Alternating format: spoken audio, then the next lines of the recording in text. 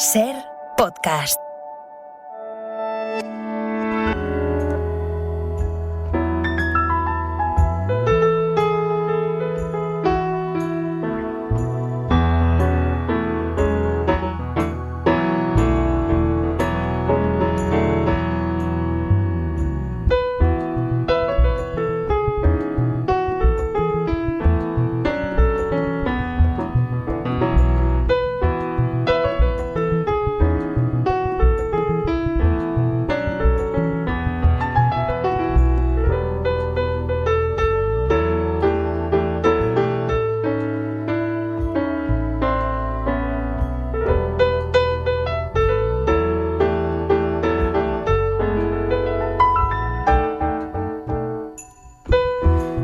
¿Cómo arranca la mañana en París? Mar Bassets, ¿cómo estás, Mar? Buenos días. Hola, buenos días, Javier. Bonjour. Bonjour. ¿Llueve mucho por allí? No llueve. Hace buen tiempo. Es un otoño bastante templado. Seguramente efectos del cambio climático, pero por lo que se refiere a los parisinos, pues pueden pasearse por las calles, estar en las terrazas. Es un otoño bastante agradable y amaneciendo en este momento en París. Oye, ¿sabes? Ayer teníamos aquí una conversación con los corresponsales y con Íñigo Domínguez, hablando. Se ha publicado un libro que se llama El humor español, que además lo ha hecho un periodista y escritor del País, y hablábamos de la diferencia entre los tipos de humor, ¿no? Y claro, había un francés en la mesa, que es Mathieu de Tallac, nuestro corresponsal de Le Figaro, y él hablaba un poco de los estereotipos contra los belgas, como una forma típica de hacer chistes en Francia, ¿no? Pero claro, él es francés. ¿Tú lo contemplas desde otro punto de vista? ¿Tú has detectado un humor francés diferente al nuestro?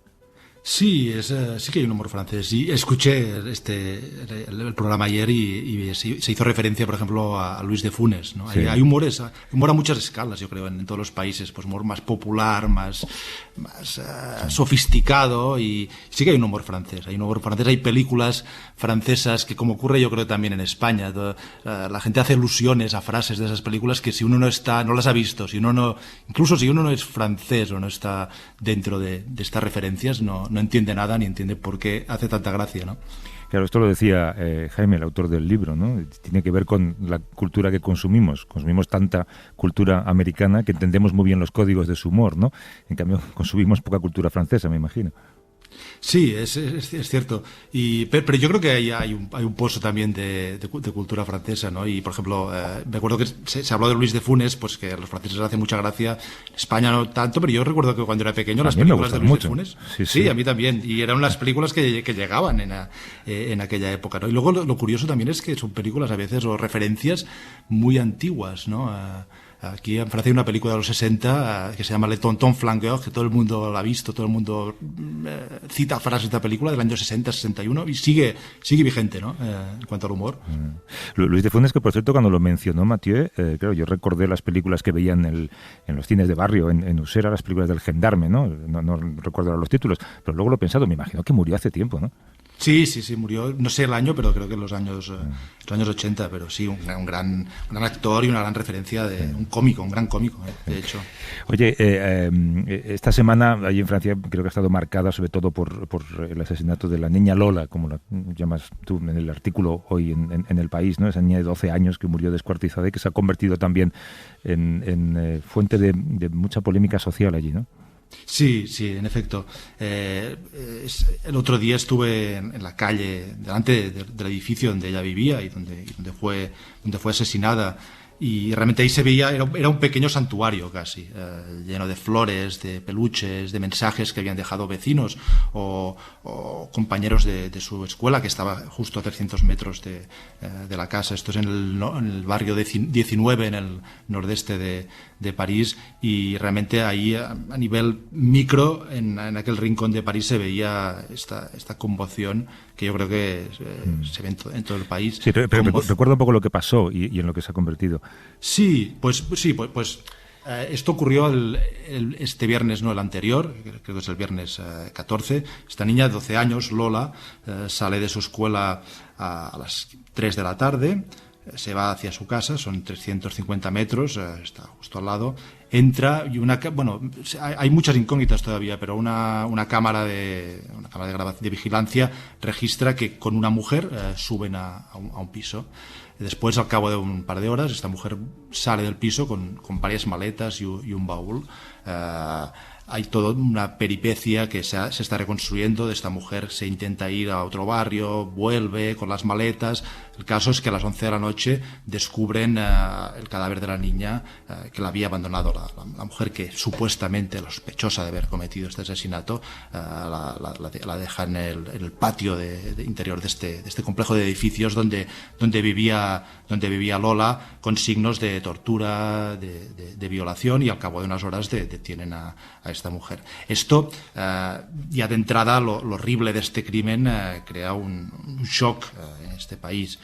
Pero luego llega la instrumentalización política, porque la sospechosa de haber perpetrado este asesinato es una mujer nacida en Argelia, de 24 años, inmigrante, sin papeles, que estaba sometida a una orden de expulsión del país, del territorio francés, porque no tenía documentación para vivir legalmente en Francia, que no se había cumplido. Entonces salta a la extrema derecha a utilizar este asesinato, este crimen, contra el gobierno y contra la política migratoria del gobierno, de una manera bastante bestia, para decirlo claramente, diciendo que, de alguna manera, responsabilizando al gobierno y al presidente Emmanuel Macron indirectamente de este crimen, por no haber expulsado a la mujer que lo perpetró. Y hubo una manifestación el jueves por la tarde-noche en París, en la que estuve también.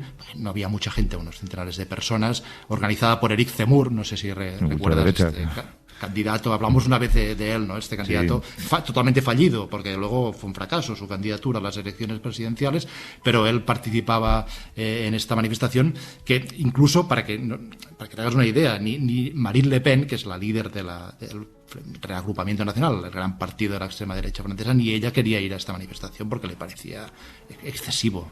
Claro, y está en pleno proceso de normalización de su imagen, digamos, ¿no? Y se ha acuñado este término que tú mencionabas, el francicidio, creo que es, ¿no? Sí, esto lo dice Zemmour, que hay que reconocerle que es un hombre ingenioso, que le gusta mucho crear palabras y conceptos muy destructivos frecuentemente, y él dice francocidio, ¿no? Y lo hace un poco, pues, inspirándose en el concepto de feminicidio. Él ya sitúa este crimen como dice que es un francocidio, al cual no hay ninguna prueba. Es decir, francocidio sería que esta niña ha sido asesinada por ser francesa, que la ha matado una extranjera. Es decir, es una manera de utilizar un crimen horrible para comunicar o para divulgar un mensaje extremista y para atizar el odio entre los franceses, ¿no? Bueno, vamos a empezar, venga. Je suis le dauphin de la place Dauphine et la place Blanche à mauvaise mine. Les camions sont pleins de lait, les balayeurs sont pleins de balais. Il est 5 heures, Paris s'éveille. Paris s'éveille. Supongo que esto lo haces por homenaje a tu ciudad, pero solamente falta que digas que tienes una baguette encima de la mesa, Marc. No, la baguette todavía no he tenido tiempo de ir a comprarla, pero sí, esta canción se titula Son las 5 de la mañana y París despierta, ¿no? Quien lo canta es Jacques Dutronc, que es uno de los clásicos de la música francesa desde los 60, canción del año 68, de marzo del 68. Es una canción del de París se despierta, París madruga, es una canción de los madrugadores, pero también de los trasnochadores, porque quien canta o el narrador de esta canción es alguien que trasnocha y cuando vuelve a casa se encuentra que París se está despertando ya. Y por la fecha también de los revolucionarios, ¿no? La energía nuclear se alza como protagonista en Europa. Esta semana el canciller alemán Olaf Scholz ha decidido alargar la vida de 3 de sus centrales nucleares, mientras los 3 partidos que forman la coalición de gobierno alemán discuten sobre la desmantelación de esta energía, el desmantelamiento de esta energía. Scholz se impone dando un golpe en la mesa y decide que seguirán funcionando hasta el 15 de abril de 2023. Tú querías charlar sobre esto, Marc, sobre la viabilidad de la energía nuclear. Sí, me parece un tema importante y un tema de debate y en la política, pero más allá de la política, las sociedades europeas, sobre cómo queremos, de dónde queremos sacar la energía en el futuro, dónde podemos sacarla. Estamos en un contexto de cambio climático, de búsqueda de energías alternativas, y es muy sintomático que Alemania tome esta decisión. Alemania marcó un giro hace una década, con Angela Merkel presidenta, en 2011, después del accidente de Fukushima en Japón. Alemania decidió abandonar la energía nuclear y puso un calendario para cerrar las centrales, que debería haber culminado este calendario ahora. Ahora no es que dé marcha atrás. Alemania sigue con su idea de que la energía nuclear no entra dentro de sus planes para proveerse energía en el futuro, pero sí, os he contado, alargará la vida de las centrales porque las circunstancias han cambiado. En 2011 ocurrió Fukushima, el tsunami y el accidente en la central, y ahora el contexto es el de la guerra rusa en Ucrania. Alemania se da cuenta de que ha dependido demasiado del gas ruso y busca, como sea, de manera desesperada casi, fuentes alternativas de energía, y se ve forzada de alguna manera a prolongar unos meses la existencia de estas centrales nucleares. Y hay un último punto interesante, yo creo que es el contraste entre Alemania y Francia respecto a la energía nuclear. Alemania y Francia, el motor, podríamos decir, de la Unión Europea, motor con dificultades. Esta semana ha habido algunas dificultades y problemas y diferencias entre el presidente Emmanuel Macron y el canciller Scholz, pero una diferencia clarísima es la energía nuclear. Alemania, que se marcha de la energía nuclear; Francia, que es una potencia nuclear en todos los aspectos, tiene la bomba atómica y apuesta desde los años 70 de una manera muy clara por las centrales nucleares para proveerse de energía. Pues el presidente francés sigue apostando y redobla, podríamos decir, la apuesta por la energía nuclear con la crisis energética que vivimos, y ha anunciado recientemente la construcción de entre 6 y 14 nuevos reactores nucleares en Francia. De hecho, Japón también anunció antes del verano su apuesta por la energía nuclear después de haberla abandonado después del accidente que mencionabas, Fukushima, en 2011. Déjame incorporar a la conversación a Máximo Maoret, que es profesor de Geopolítica y Transición Energética del IESE Business School. ¿Cómo estás, Máximo? Buenos días. Buenos días, ¿qué tal? Encantado de estar con vosotros. Es un debate polémico y una conversación complicada, porque siempre hay posturas muy marcadas, ¿no? Pero sí que hay un renacimiento de lo nuclear después de lo ocurrido en Fukushima, ¿no? Bueno, sí, es un poco una pena, porque efectivamente es un debate muy ideológico, se ha ideologizado mucho, cuando en realidad debería ser un debate bastante técnico, ¿no? Efectivamente hubo unos anuncios, como habéis comentado vosotros, en los últimos meses, pero es importante tener en cuenta que el nuclear sigue siendo una de las fuentes minoritarias de la producción energética mundial, ¿no? A nivel global, más o menos el 10% de la electricidad se produce por nuclear, pero hay siempre que contar que la electricidad es solo un 30% de la demanda energética. Pues estamos hablando realmente a nivel medio de un 3% de la energía que utilizamos a nivel global, que efectivamente viene del nuclear. Pues sigue siendo, digamos, una tecnología de nicho. Es verdad que hay puntualmente unos estados que históricamente han invertido mucho más, ¿no? Efectivamente, Francia siempre ha sido el estado, de hecho, en todo el mundo que ha producido más en términos relativos desde fuentes nucleares. Pues sí, efectivamente es un debate complejo, un poco ideológico, pero la realidad es que debería ser bastante más centrado. Y yo pondría un punto importante: la decisión de construir una nueva central es muy diferente de la decisión de extender la vida de las centrales existentes. Esto por razones de costes, que si queréis podemos entrar más en el detalle, pero es fundamentalmente un debate, una decisión muy diferente. ¿Y por qué lo es? Porque fundamentalmente la estructura de coste de una central nuclear es muy particular. Tiene un coste fijos muy alto, ¿no? O sea, coste de construcción muy altos, pero costes variables, o sea, de operación muy bajos. Pues evidentemente, ya haber asumido esos costes en el pasado te permite de pensar simplemente a lo que cuesta mantenerla, que es poquito, ¿no? Y pues son centrales muy eficientes una vez que están construidas, pero seguramente construirlas, especialmente la de nueva generación, necesitan presupuestos muy, muy altos. Pues claro, el tema del coste evidentemente entra en el debate porque hay muchos, digamos, verdes o personas un pelín más progresistas desde el punto de vista de la transición energética que dicen, bueno, todo este dinero que podríamos poner o que tendríamos que poner en la construcción de una nueva central sería mejor invertirlo en fuentes realmente sostenibles, ¿no? Como podrían ser el solar, el eólico, que de hecho son más baratos del nuclear actualmente. Pues este es un poco el tema, ¿no? Pero evidentemente es mucho mejor producir, esto lo dijo Greta Thunberg recientemente, es mucho mejor producir con el nuclear respecto de producir con una central a carbón, ¿no? O con una central a gas, que son muchísimo más contaminantes. Pues claro, el tema de extender depende de cuál es tu alternativa, porque efectivamente si la alternativa es utilizar centrales a carbón, pues evidentemente el nuclear es mucho mejor. Bien. Marc. Hola Máximo. Precisamente un argumento que esgrimen los pronucleares y el gobierno francés, que quizás es el gobierno más pronuclear de Europa, es que la energía nuclear en cierta manera es una energía verde porque no emite gases de efecto invernadero y porque Francia ha concluido que sin la energía nuclear será imposible cumplir los objetivos contra el cambio climático de reducción de gases de efecto invernadero. ¿Coincides con esta valoración? Claro, desde el punto de vista de los franceses es un poco diferente la evaluación, ¿no? Porque, bueno, por un lado ellos producen como hasta casi creo 70% de electricidad por nuclear. Pues desde un lado, claro, tienen sus centrales que empiezan a ser viejas y pues necesitan renovarlas, ¿no?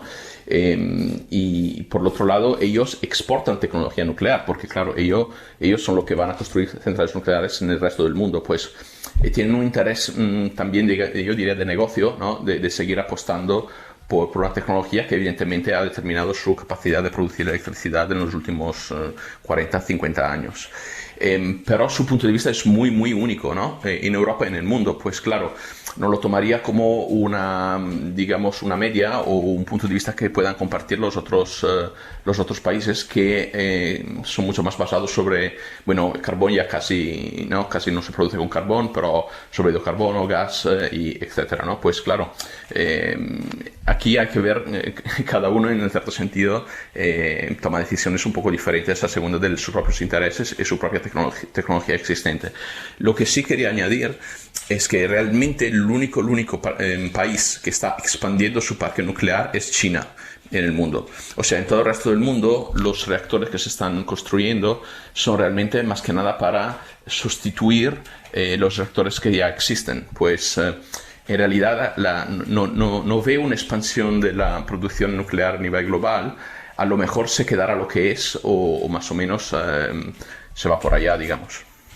¿Tú crees que nos enfrentamos a este debate con parámetros ideológicos que quizás han quedado antiguos, ¿no? Que venimos de las décadas de los nucleares no gracias en las pegatinas de las carpetas, ¿te acuerdas?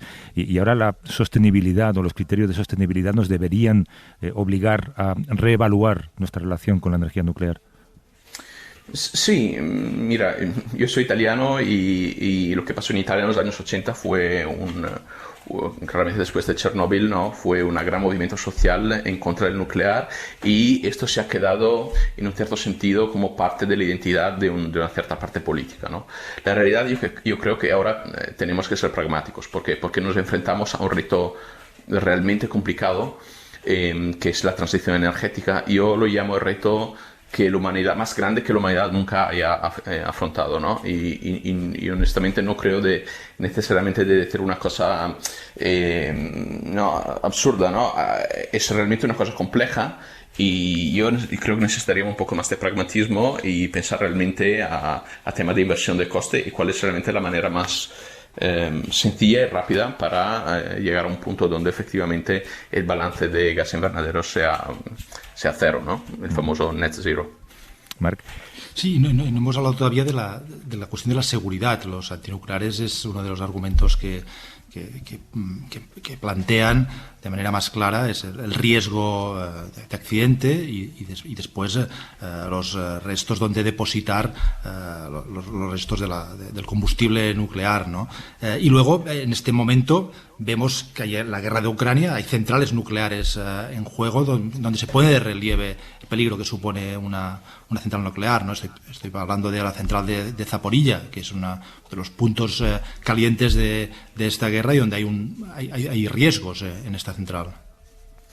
Sí, mira, la realidad es que la tecnología nuclear que se utiliza, bueno, más o menos todavía hoy, es tecnología bastante antigua, ¿no? Es de los años 70 y más o menos años 70. Esto, desde un lado, podría dar un poco de miedo. En la realidad, un poco el contrario, porque esto significa que es una tecnología que conocemos muy bien, que ha sido operando por décadas y décadas, pues evidentemente es una tecnología muy fiable.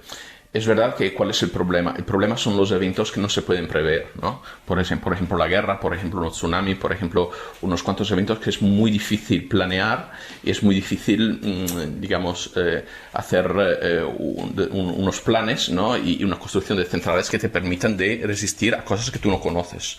Esto es donde efectivamente el tema de la seguridad, claro, juega un papel importante.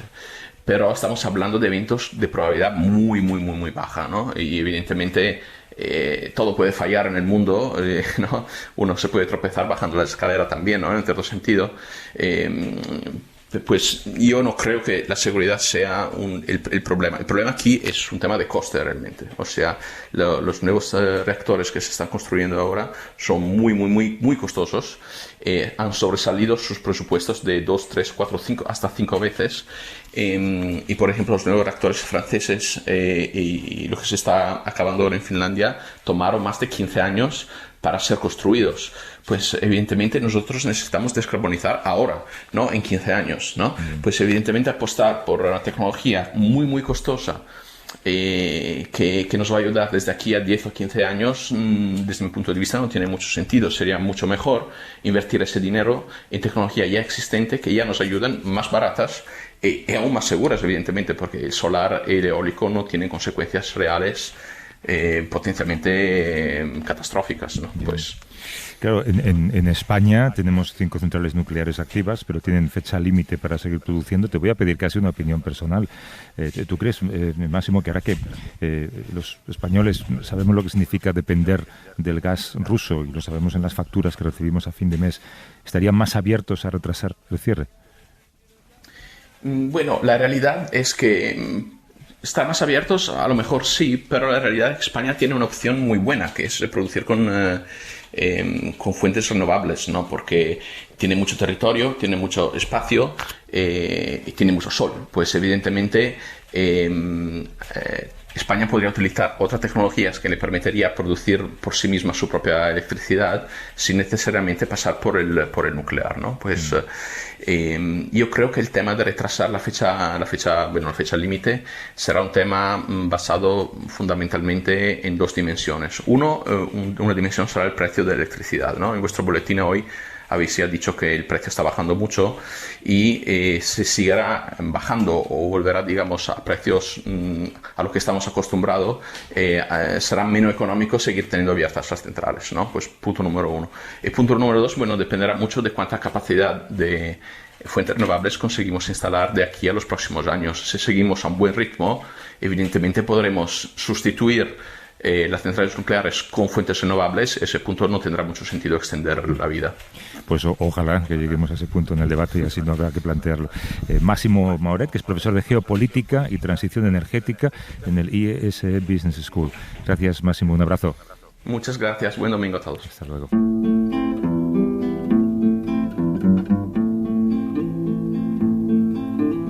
Νύχτα βροχερή, άδειο το χέρι,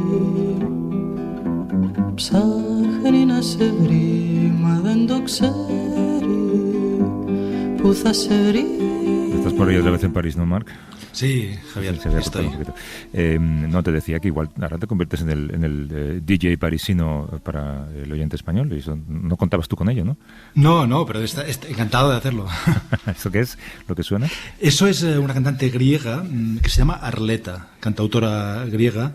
la descubrí leyendo una novela de Emmanuel Carrère, escritor francés que me gusta mucho. Sí. Su última novela, Yoga, pasa en parte en Grecia, y ahora ya no recuerdo si la mencionaba en la novela o en alguna entrevista, la mencionó, la escuché y me pareció una maravilla. Emmanuel Carrère, que todavía sus crónicas del juicio no se han traducido al español, quiero decir, el libro que las recoge, ¿no?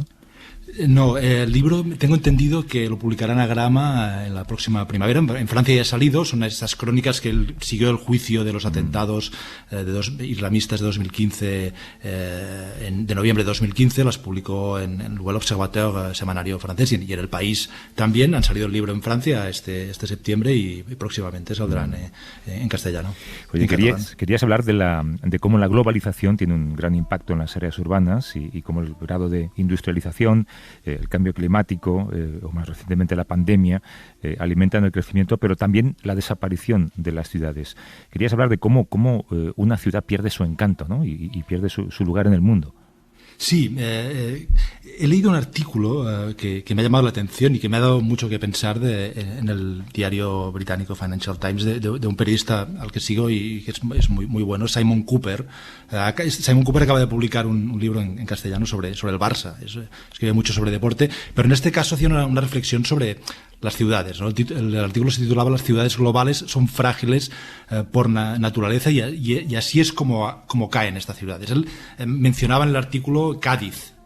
Empezaba con Cádiz, que decía fue una ciudad global durante un momento o unos siglos, hasta que en 1778 perdió el casi monopolio que tenía sobre el comercio en las Américas y dejó de ser una ciudad global. Menciona Babilonia, menciona Alejandría, menciona ejemplos más recientes como la ciudad de Estados Unidos, Detroit, la ciudad del automóvil, que hace 30, 40 años entró en un declive. Yo la visité hace un tiempo cuando vivía en Estados Unidos y realmente me dio la impresión de ser una ciudad ruinosa. Decrépita, sí. Decrépita y bastante impactante, ¿no? Y triste ver esta ciudad. Estoy hablando de hace unos 10 años.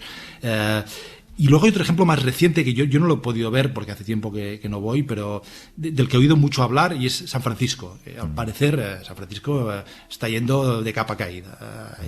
Hay mucha pobreza, hay delincuencia, hay inseguridad, hay problemas económicos y muchos habitantes se están saliendo. Luego, otro ejemplo, por motivos políticos, Hong Kong, ¿no? Desde China se ha hecho con Hong Kong, ha hecho esta política, ha incorporado a Hong Kong, la represión, y Hong Kong, que era una ciudad boyante y muy dinámica, según cuenta Simon Cooper en este artículo, es una de esas ciudades que caen, ¿no? Y que dejan de estar en la vanguardia de las grandes ciudades globales, ¿no? ¿Cómo pasa una ciudad de ser una gran ciudad global a caer? Esto yo creo que es una pregunta interesante. Sí, además hay ciudades, en el caso de San Francisco, yo creo que mueren de éxito, ¿no? Que se convierten en ciudades tan caras para vivir que al final alejan la vida de la ciudad. Por nuestro programa pasó en su día Saskia Sassen, que es la socióloga y profesora de Columbia en Nueva York, que acuñó el concepto de ciudad global. Me acuerdo de aquella conversación. Y déjame sumar a este diálogo a Francesc Muñoz, que es geógrafo, profesor y director del Observatorio de la Urbanización de la Universidad Autónoma de Barcelona. ¿Cómo estás, Francesc? Buenos días. Hola, buenos días, ¿cómo estáis? Muy bien, que de hecho Barcelona igual podría ser una ciudad en riesgo de perder un poco su identidad, ¿no? Bueno, es un proceso también global que pasa en todas las ciudades. A medida que la globalización crece, las identidades se multiplican, se hibridan, se cruzan, y cada vez nos cuesta más decir cuál es la identidad auténtica, si queréis, ¿no?, de un lugar, ¿no? Es un proceso que lo vemos en muchas ciudades diferentes, no solo en Barcelona, sí. Antes comentábamos, ocurrió con Detroit, ahora le está pasando a San Francisco, a Hong Kong, por ejemplo. ¿Tú crees que hay factores comunes, digamos, que tienen que darse para que una ciudad comience ese proceso de hundimiento? Sí, lo que pasa es que tenemos que mirarlo históricamente de manera diversa. Antes hablabais de Cádiz, el artículo de Cooper, y de otras ciudades que fueron grandes y tuvieron esa grandilocuencia que hoy la arquitectura aún nos muestra en momentos del pasado, pero las crisis o las pérdidas de estos grados de globalización siempre son por motivos diferentes porque la situación cambia. Si nosotros hablamos, por ejemplo, de la ruta de la seda, o hablamos de cuando los barcos iban de Europa a América, vemos que hay un cambio esencial con la situación actual. La globalización de aquella época es muy lenta. necesitamos mucho tiempo para establecer los vínculos globales entre un lugar y otro, ¿no? En cambio, hoy la digitalización galopante nos permite la idea del tiempo real, del tiempo inmediato, y eso hace que todo sea mucho más acelerado. Por tanto, si queremos comparar por qué las ciudades mediterráneas que tenían el poder demográfico y económico en la Edad Antigua pierden este papel a favor de las ciudades que tenían fachada atlántica, como Ámsterdam o Lisboa, y como después Nueva York pasa a ser un puerto, el puerto más importante del mundo, o como actualmente las ciudades que son muy tecnológicas pueden tener este papel, lo que encontramos es que este acceso primero a la globalización y después la pérdida de grados de importancia tiene que ver con momentos diferentes de la evolución histórica y social, y para mí son difícilmente comparables. Habría que mirar cada caso y cada momento de forma diversa. Sí. Marc. Buen día, Francesc.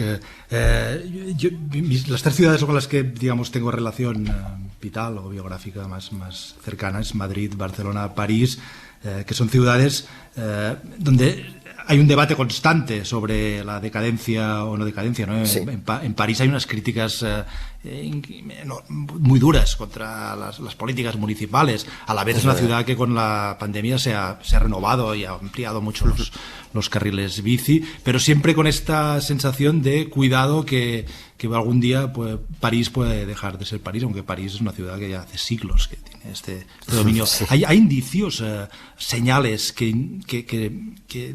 indiquen que una ciudad ya ha caído, o cuando una ciudad cae ya es demasiado tarde para evitarlo. Sí, lo interesante de las ciudades es que es un crisol de toda una serie de capas de información, si queremos, ¿no? O de intereses, ¿no? Hay temas económicos, temas sociales, temas políticos, y todo eso se nos cruza en lo que nosotros vemos, ¿no? El error en el que muchas veces caemos es apreciar esas evoluciones mirando solamente una perspectiva, ¿no? Miramos solamente si la ciudad es económicamente factible o viable o asumible, y miramos datos económicos, miramos el PIB y miramos índices de progreso, o miramos solamente los aspectos que tienen que ver con la cultura y la identidad, a ver si es fuerte o no es fuerte, de acuerdo con cánones seguramente antiguos, o miramos los aspectos sociales, cuando deberíamos integrar todas estas miradas para tener una buena diagnosis, un buen balance. Lo que pasa en ciudades como París y Barcelona, que ante las urgencias, porque ahora ya son urgencias del cambio climático, por ejemplo, están intentando con mayor o menor éxito replantear el modelo del siglo XX de lo que es el trazado urbano y la organización física de la ciudad, siempre hasta ahora organizada para servir la velocidad de crucero del automóvil, pues esto implica un cambio de mentalidad, un cambio cultural importante. Vaya, en síntesis, después de aprender durante más de 80 años que conducir estaba bien, pues ahora nos indican que no es bueno, que causamos emisiones, y este tipo de cambios que implican el uso de la ciudad también representan mutaciones culturales que no son de un día para otro. Por tanto, yo creo que gran parte del debate, que obviamente a nadie se le escapa que también es gran ideológico y político en muchas cuestiones, en el peor sentido de la palabra, también tiene que ver con esas dificultades de interpretación de lo que cada momento histórico requiere.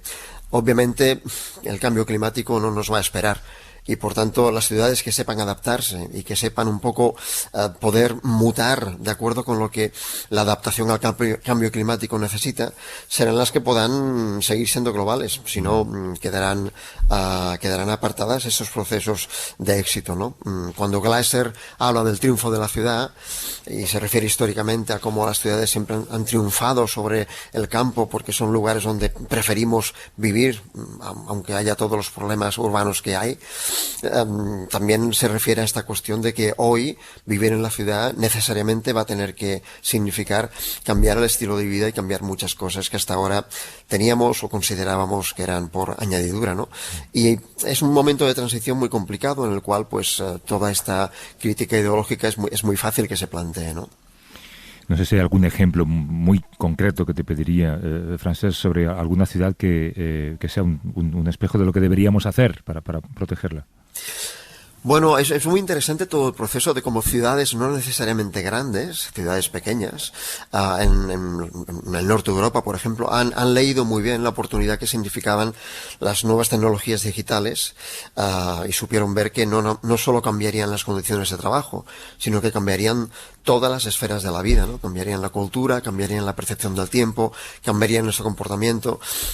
Ciudades pequeñas como Oulu, en Escandinavia, ciudades incluso en algunas localizaciones del este de Europa. Es decir, hay como grandes procesos muy inesperados de crecimiento económico, pero también de florecimiento de lo que ahora los grandes teóricos del urbanismo llaman como las ideas, ¿no? La idea de la innovación. Si alguna cosa define la ciudad y su éxito durante la historia es el ser el lugar privilegiado de la innovación. Eso, la capacidad de leer esa innovación, la encontramos hoy en ciudades que no necesariamente son ciudades muy grandes, ¿no? El siglo XX nos deja en herencia la idea de que son las ciudades más grandes las que pueden ser globales, y eso es verdad, porque entre otras cosas la concentración de poder y tecnología hace que Londres sea más global que nunca, y París también, pero al mismo tiempo vemos que ciudades intermedias pueden saber leer oportunidades que tienen que ver con la innovación, y hay casos en ese sentido muy interesantes de procesos de escalada en los rankings globales, si queréis, en los rankings globales, que nos muestran esas peculiaridades del momento actual, que es fascinante. Francesc Muñoz, que es geógrafo, profesor y director del Observatorio de la Urbanización en la Universidad Autónoma de Barcelona. Gracias por la conversación, Francesc. Un abrazo. A vosotros, muchas gracias. Hasta luego. Y, Marc, te despides con John Mellencamp. Esto no te pega mucho. John Mellencamp, cantante, músico estadounidense y bueno, yo creo que toca la música tradicional y actualiza, ¿no? En los años 70, 80, la música tradicional de Estados Unidos, en este caso una canción de Woody Guthrie, el gran rey del folk, ¿no? De los años 30, 40, sobre los inmigrantes que iban desde Oklahoma hasta California en busca de una mejor vida. Es verdad. Un abrazo, Marc, gracias por todo. Un abrazo, Javier. Muchas gracias.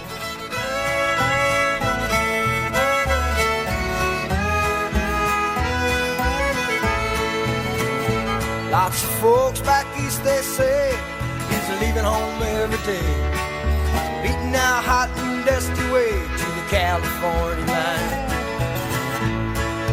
Across the desert sands they roll, getting out of that old dust bowl. They think they're going to the Sugar Bowl. Para no perderte ningún episodio, síguenos en la aplicación o la web de la SER, Podium Podcast o tu plataforma de audio favorita.